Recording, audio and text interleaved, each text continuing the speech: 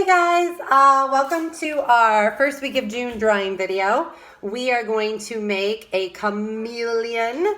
I thought this was lighthearted and summery considering our weather has been great, or hopefully been great. I, of course, record these ahead of time.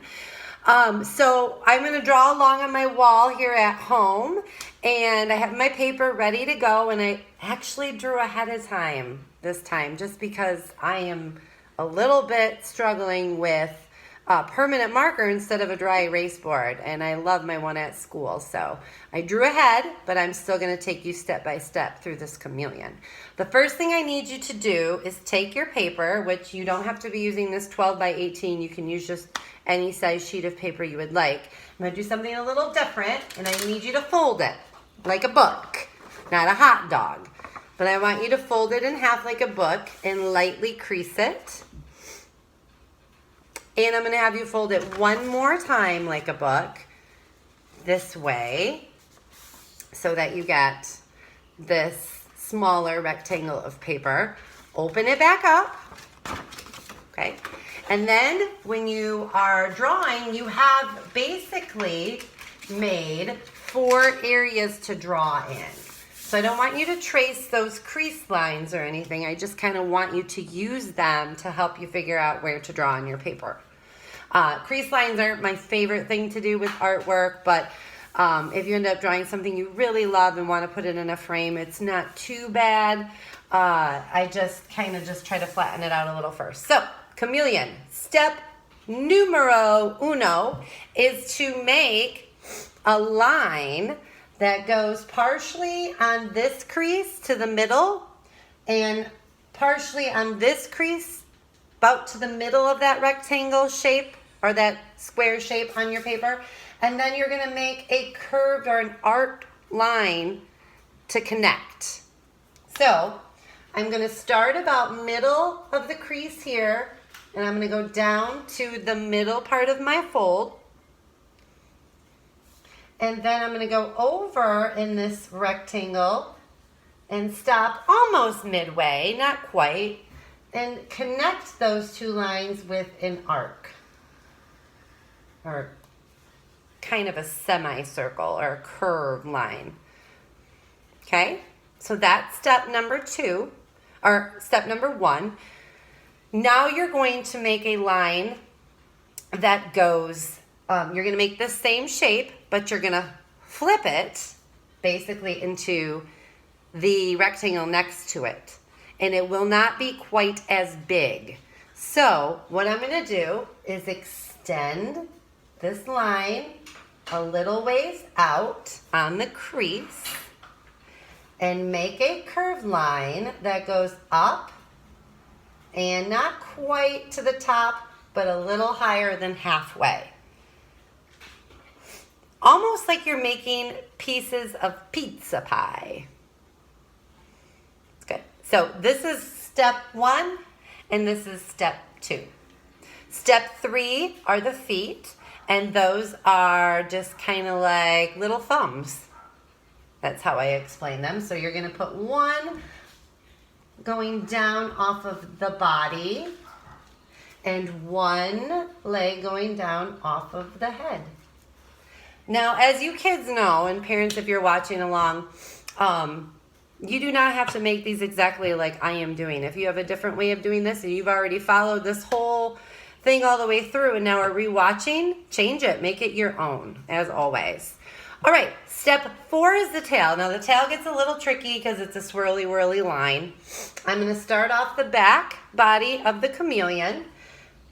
I'm going to cross over and down that crease there.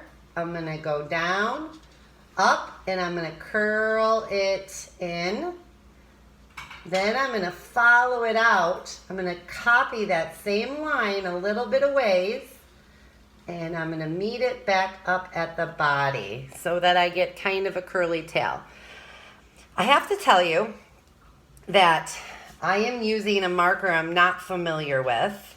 It is a universal permanent marker. It's all I could find. My other Sharpies, my favorite, are running out of ink, and I haven't made it into school yet to pick up some new ones, but I am trying something new. I love a really fresh, good working permanent marker. So this one's a little shaky. I'm not used to it, but it will do the trick for right now. Hopefully at home you're following along with pencil. I mean, it's totally up to you if you want to dig in with marker first, but I usually use pencil first. Okay, so that's step 4. Step 5 is the tongue and the eye. So the eye is super simple. You get a circle shape. And I'm going to add another little circle in there also. And I'm actually going to color in that pupil. So you can wait or you can do it now. Totally up to you.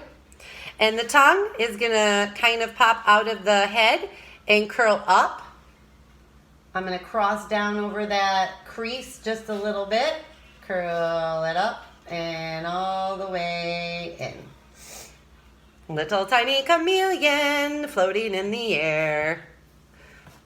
My daughter's watching me, but she's not laughing. She's used to me singing all the time. Okay, so now we have this cute little chameleon, and this was step 6. I'm assuming I might have missed a step in there or not, but so we've got 1, 2, 3, 4, 5, 6. For 7, you're going to add the extras. So I need you to add a tree branch.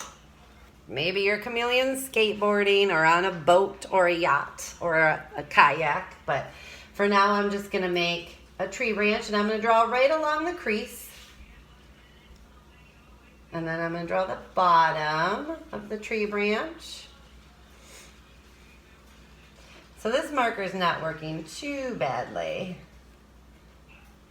I'm going to have it, and there we go. Okay.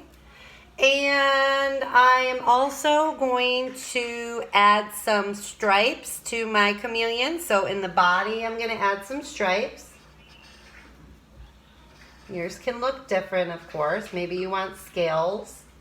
I'm going to add some stripes to the tail. I'm going to leave the head alone.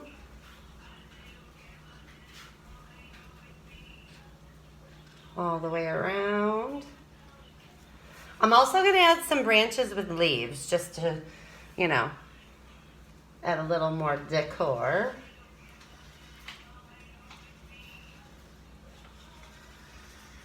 And perhaps another one right here. So we've got 2 leaves coming on. Maybe I want another one. I don't know. You can add as many as you want. And for the 7th step, 8th, I guess. This was, no. I'm a little behind here, so hopefully you can follow along. But for the last drawing part, if you could add some clouds or a sunshine, that would be fantastic. So I'm just going to put, I like whole suns, not corner suns. So I am going to add a circle. Okay. And I'm going to add triangles for my rays, but you could just do regular sun rays if you'd like. Maybe you'd like a rainbow in the sky.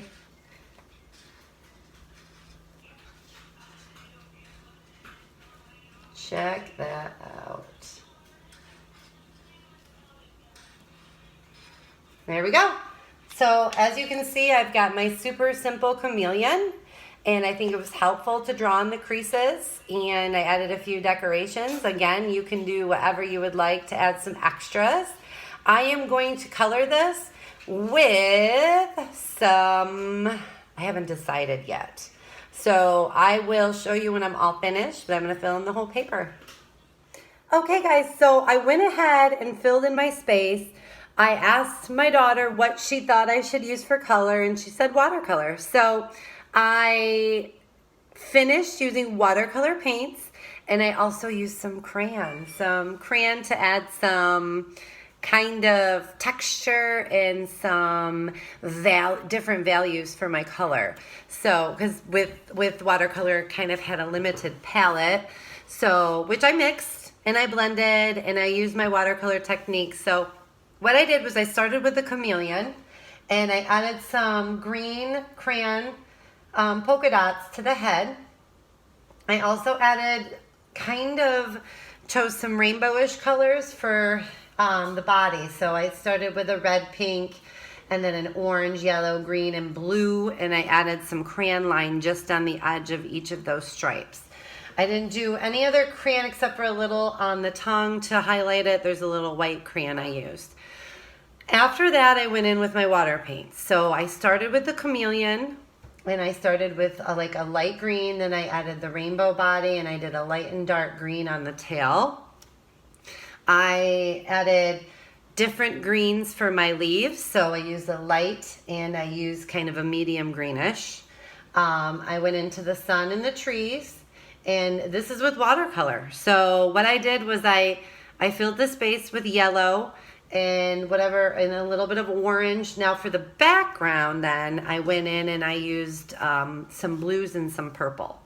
So I started with kind of a turquoisey blue up top, a violet, and kind of a blue violet down at the bottom. So I added some different colors into the background.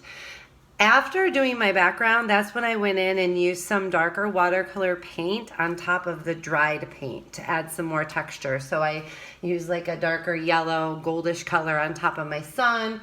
I added some texture to the branch, and I also added some texture to the legs, the tail, and the leaves. So I went ahead and just kind of added more. Now, if you have oil crayon at home, you can do even more on top of water paint too, or under the water paint before you paint. So play around with it. Of course, you can use anything you want for color. And make sure you have your parents send me through email or have them post it to the Art Facebook page. Have a great week. I miss you all. Bye.